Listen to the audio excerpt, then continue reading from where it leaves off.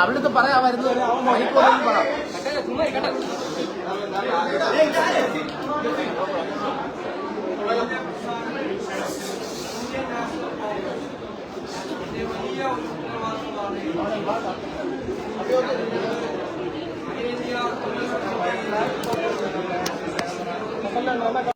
ഉൾപ്പെടെ എല്ലാവരോടും നന്ദി പറയുക.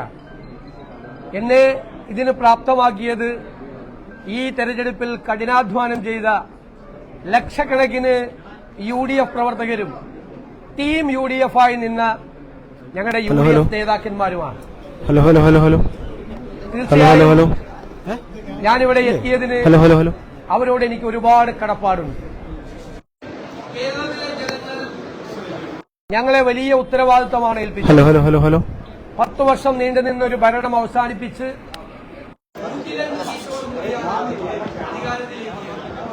ആ ജനങ്ങളോട് ഞങ്ങൾ പറഞ്ഞ കാര്യങ്ങൾ ഒന്നൊന്നായി ഞങ്ങൾ ചെയ്തു, കഠിനാധ്വാനം ചെയ്തു, പൂർണ്ണമായ അർപ്പണബോധത്തോടെ ജനങ്ങളുടെ ജീവിത നിലവാരം ഉയർത്താൻ, കേരളത്തെ മാറ്റിയെടുക്കാൻ, പുതിയ ഒരു കേരളത്തെ സൃഷ്ടിക്കാൻ, ഒരു പുതുയുഗത്തിന് തുടക്കമിടാൻ ഞങ്ങൾ എല്ലാവരും ചേർന്ന് കഠിനാധ്വാനം ചെയ്യും. രാഷ്ട്രീയ പ്രവർത്തനവും പൊതുപ്രവർത്തനവും ജനങ്ങൾക്ക് വേണ്ടി നടത്തുന്ന കഠിനാധ്വാനവും അവർക്ക് വേണ്ടി അർപ്പണബോധത്തോടുകൂടി ചെയ്യുന്ന പ്രവൃത്തിയുമാണ് എന്ന് ഞങ്ങളിതിന്റെ നിർവചനം മാറ്റിയെഴുതും. രാഷ്ട്രീയത്തിന്റെയും നിർവചനം അതായിരിക്കുമെന്ന് മാറ്റിയെഴുതും. ഇതൊരു ദൈവികമായ നിയോഗമായി ഞാൻ കാണുന്നു. വ്യക്തിപരമായി കിട്ടിയ ഒരു കാര്യമായിട്ടല്ല കാണുന്നത്. അതിനെ സഹായിച്ച ഒരുപാട് ആളുകളുണ്ട്. ഈ വലിയ വിജയത്തിന് ഞങ്ങളെ സഹായിച്ചത്, ഏറ്റവും കൂടുതൽ സഹായിച്ചത് AICC ആണ്. ആ AICCയുടെ പ്രവർത്തനങ്ങളെല്ലാം കേരളത്തിൽ ചുമതലയുള്ള general secretary Shri KC Venugopala ഓരോ ദിവസവും ഓരോ കാര്യവും ഞങ്ങളോട് ചോദിച്ച് എല്ലാ കാര്യങ്ങൾക്കും അദ്ദേഹത്തിന്റെ പിന്തുണ നൽകിയിട്ടുണ്ട്. അതുപോലെ ഇതിന്റെ ക്യാമ്പയിൻ കമ്മിറ്റി ചെയർമാനായിരുന്ന നമ്മുടെ മുൻ പ്രതിപക്ഷ നേതാവ് കൂടിയായിരുന്ന KPCC പ്രസിഡന്റായിരുന്ന ശ്രീ രമേശ് ചെന്നിത്തല എന്റെയും പങ്കുണ്ട്. എന്റെ നേതാവ് കൂടിയാണ് ശ്രീ രമേശ് ചെന്നിത്തല. എന്റെ പ്രിയങ്കരനായ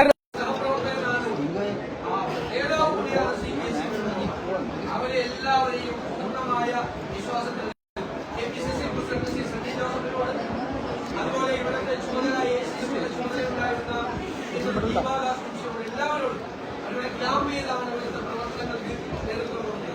എല്ലാവരോടുമുള്ള നന്ദി ഞാൻ പ്രത്യേകമായി പറയുകയാണ്. ഇത് വലിയൊരു ഉത്തരവാദിത്തമാണ്. കാരണം കേരളം അതിന്റെ ഏറ്റവും വലിയ സങ്കീർണമായ ഒരു അവസ്ഥയിലൂടെ കടന്നു പോവുകയാണ്. ഞങ്ങൾ തന്നെ ജനങ്ങളുടെ മുന്നിൽ അവതരിപ്പിച്ച കേരളത്തിന്റെ ഒരു ചിത്രവും ആ വെല്ലുവിളികളെ നേരിടാൻ കേരളം ഒരുമിച്ച് നിൽക്കണം.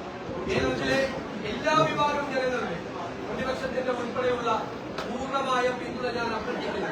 നമ്മുടെ കേരളത്തെ നമുക്ക് രക്ഷിച്ചെടുക്കാൻ, പുതിയ കേരളത്തെ സൃഷ്ടിക്കാൻ എല്ലാവരും ചേർന്നുള്ള പ്രവർത്തനത്തിനും മാത്രമേ കഴിയുകയുള്ളൂ. നല്ല ഒരു ടീം ഉണ്ടാകും, നല്ല ഒരു ടീം ബിൽഡ് ചെയ്യും. ഒരാൾക്ക് ഒറ്റയ്ക്കൊന്നും ചെയ്യാൻ കഴിയും, ഒരാൾക്ക് ഒറ്റയ്ക്കൊന്നും ചെയ്യാൻ കഴിയും. ടീമിനായിരിക്കും ചെയ്യുന്നത്. കേരളത്തെ രക്ഷിക്കാനുള്ള ആ ടീം ബിൽഡ് ചെയ്യുക എന്നുള്ള ഉത്തരവാദിത്വം കൂടി തീർച്ചയായും ഏറ്റെടുക്കും. ഹൃദയം നിറഞ്ഞ നന്ദി എല്ലാവരോടും പറയുന്നു. കേരളത്തിലെ ജനങ്ങളോട് പറയുന്നു.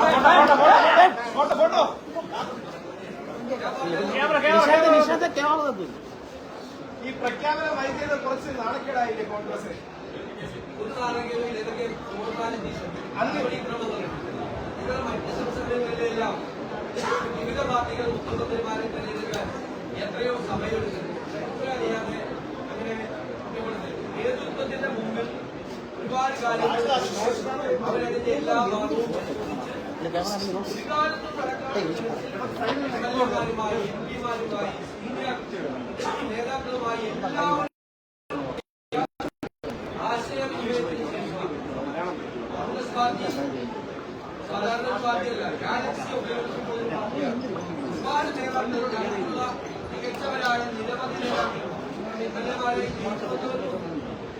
നേതാക്കന്മാരുടെ ഒരു പാർട്ടിയാണ്. അതിൽ നിന്നൊരാളെ തിരഞ്ഞെടുക്കുക എന്ന് പറയുന്നത് വളരെ പ്രധാനപ്പെട്ട ഒരു ജോലിയാണ്. ജനകീയമായ ഒരു പിന്തുണയോടുകൂടി കേരളത്തിൽ അധികാരത്തിൽ വരുന്ന ഒരു രണ്ടാമത്തെ മുഖ്യമന്ത്രിയാണ് ജനകീയമായ ഒരു പിന്തുണയോടുകൂടി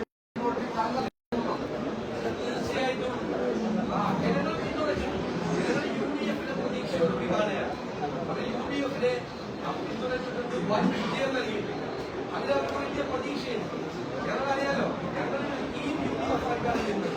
ഈ യൂണിയൻ ഒരു പാർട്ടിയെ പോലെയാണ് പ്രവർത്തിച്ചത്. എല്ലാ നേതാക്കളും പ്രിയങ്കരായ സാദിഖലി തങ്ങൾ,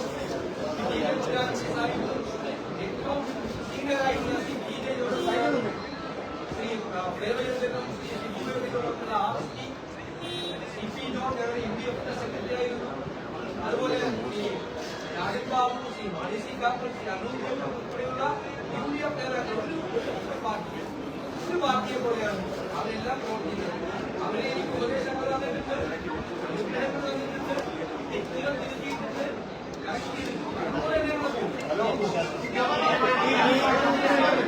പിന്തുണ, പ്രത്യേകിച്ച് MLA-മാരുടെ പിന്തുണ വളരെ കുറവാണെന്നൊരു വിലയിരുത്തലൊക്കെ ഉണ്ടായിട്ടുണ്ട് നിയമസഭാ കക്ഷി യോഗത്തിലൊക്കെ.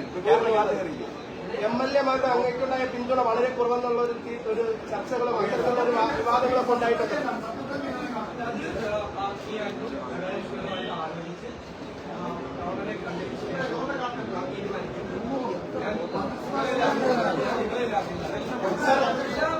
നേതാക്കളുമായി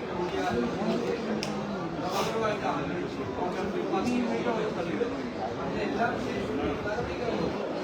തീരുമാനിക്കുന്നത് സാർ MLA-മാരുടെ പിന്തുണ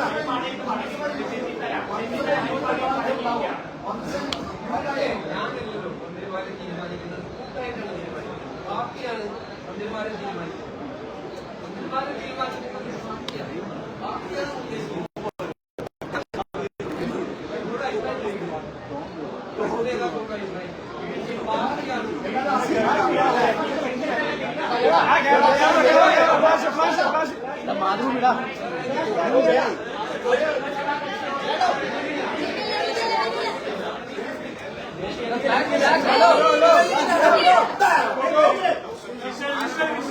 വിഷയം